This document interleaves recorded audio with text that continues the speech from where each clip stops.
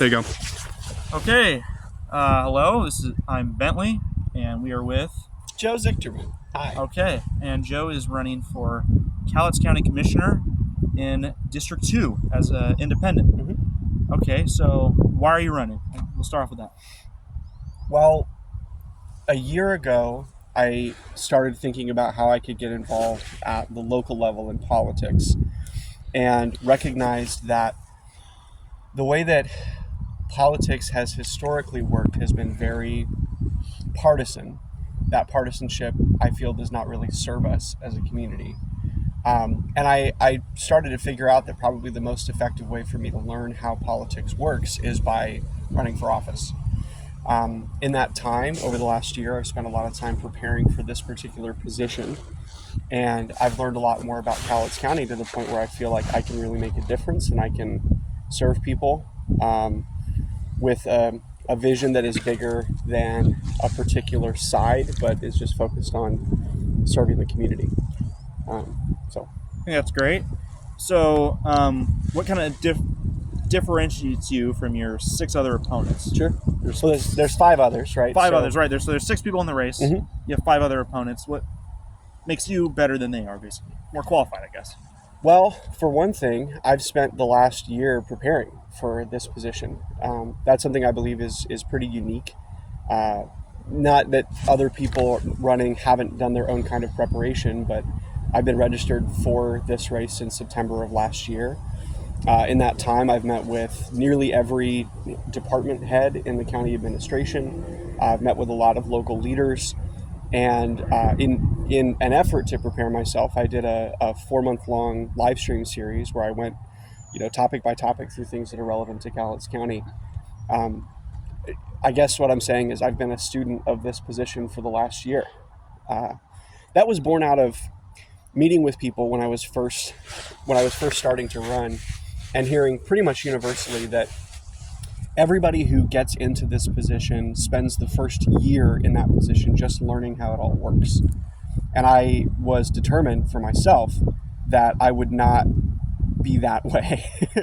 That if I win this election, I would be ready to hit the ground as quickly as possible. By the end of this, if I get through the general and win, I'll have spent more than a year and a half learning the ropes and understanding the law. I think that's my differentiator, if nothing else. Awesome. So a huge topic for people in Cowlitz County is homelessness. Yeah. So sort of what are your priorities for homelessness? Well, I feel like we get really caught up in ideological differences. I feel like we get into discussions about what the ideal solution is to tackle this, as though there's ever going to be a perfect solution. My priority is the things that are urgent. That are leading people closest to death. I mean, we're about to come into what is probably going to be the hottest summer we've ever had, and we have hundreds of people who don't have adequate shelter. That is a risk of death. That has to be dealt with. I do care to a degree about the ideological framework we use, but at the end of the day, the point is that people don't die. And so things like getting a permanent emergency support shelter in place, I think is at the top of my list. And I think it's pretty clear why I would say something like that, as opposed to, we need more affordable housing. I think affordable housing is a good long-term solution, but it doesn't stop people from dying. And so that's where kind of my heart and priority is there. Awesome. Another huge kind of thing is the mental health tax, drug court, which has proven to be a really successful program. I think it was like a 77% to 80% success rate. So what are your ideas on the mental health tax? Do you think it should be reinstated? Sure. Do you agree with the cut by the current commissioner majority? Well, I'll answer that question and then kind of back up to a couple of things you just said. Yes, I believe the mental health tax should be reinstated. I think it is a minimal cost to people, and the benefit is that we get more funding towards programs that help people deal with drug addiction. I do think there's a little bit of a difference in the numbers that I've seen. We have historically a little bit of a lower graduation rate than other parts of the state. That doesn't mean that the program is not effective, right? But it is not maybe as effective as it could be. Sure. And I think it needs more support than it has now. The the drug court question has been debated, over, at this point, close to a decade. We have really good evidence to say that it works, that it has a positive benefit. We get kind of caught up, I think, in how much benefit there is. And I don't know that that's as important as establishing that it does something good, and that it's worthwhile. So I just wanted to, not to like argue your numbers, but people might come back and say, well, it's not 70%, it's actually 40, whatever. Right. I actually got But- those numbers from one of your opponents, Hal Palmer. He said it was about 77% success rate. So Oh, that's interesting. Yeah. Yeah, well, so there were two studies done by a third party, one in 2014 and one in 2018. I guess it depends on how you define success, because I'm thinking about like graduation rates. It does, generally speaking, reduce recidivism, which is kind of the point of a program like that. So, again, I think no matter how you look at the numbers, it is a benefit. I just think there's some quibbling, even within the county commissioners, about how much benefit there is. Absolutely. So. Awesome. All right.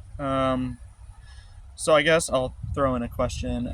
What are 3 things you think the commissioners are doing well, and three things you think need improvement? Got to think on this one. Doing well, I think they are involved. I say that specifically because I know that, for example, Rick Dahl goes to pretty much every like lower level city council meeting and things like that. He tries to be very connected to the local level. You look at Dennis Weber's involvement in as many different organizations, the CEDC, the Cowlitz County Council of Government. Some of those are mandated, but he still makes a point to, I think, be connected there. I don't know as much about Arn's involvement. I think he's more directly connected to the county administration than he is to outside organizations, but that's one thing I think they do well. I think that in contrast, people in the general public are not as engaged with the decisions that the county commissioners make as I'd like them to be. I want there to be a much more aggressive communication path or communication line to the general public about the decisions that the commissioners make, because it feels like they get into this room and they kind of just talk amongst themselves. There's the same 4 or 5 people that are there every week, and we don't usually hear a lot of outside input, or if we do, it's pretty short-lived. I think another thing that the commissioners generally do well is they allow the people within departments to kind of self-govern, not self-govern, but kind of run their own departments. They aren't as directly involved in the day-to-day work as they could be.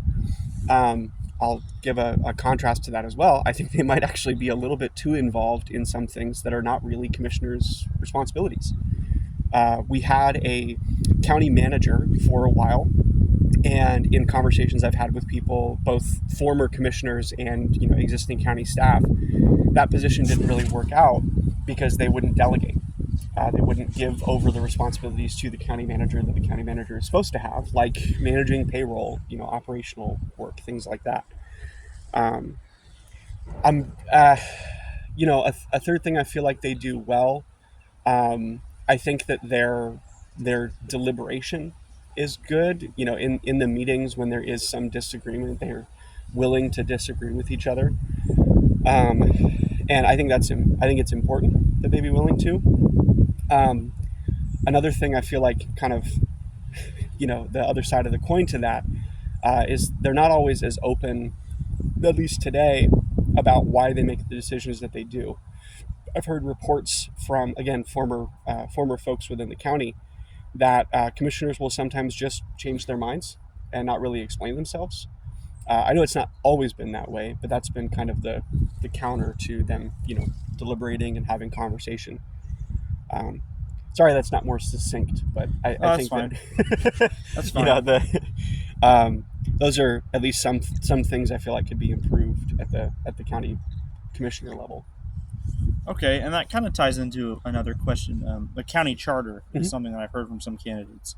Expanding it to 5, from 3 to 5, like Thurston County did, so they can get a county manager. Clark County as well, yeah. Yep, or just keeping it at 3. I mean, what are your thoughts? Well, the charter has been brought up a number of times over the years, and from what I know, it's never really gotten the groundswell of support that it needs.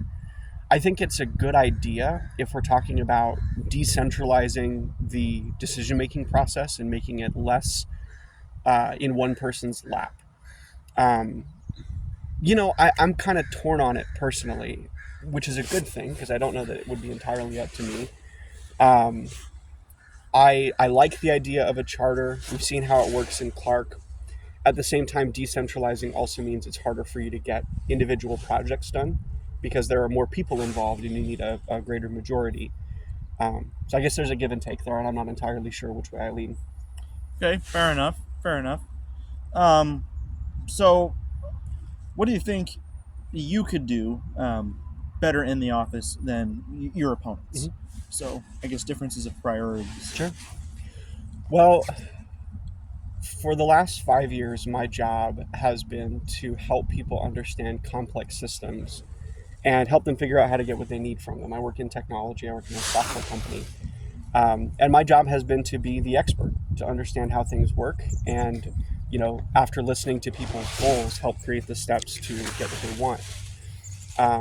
That's a skill that I've honed. And I think it's really important that we have people that are willing to be experts in the systems. They are naturally complex, as they should be. And I feel like I can do that better than anybody else that I've seen running at this point. On top of that, I feel like the drive towards using newer strategies is kind of lost when the makeup of your commissioners board is people who are all in their 60s and 70s. I think that there is so much new technology that has appeared even over just the last couple of years, right? And learning anything new is hard. Learning anything new when you've lived that kind of long life is even harder, right?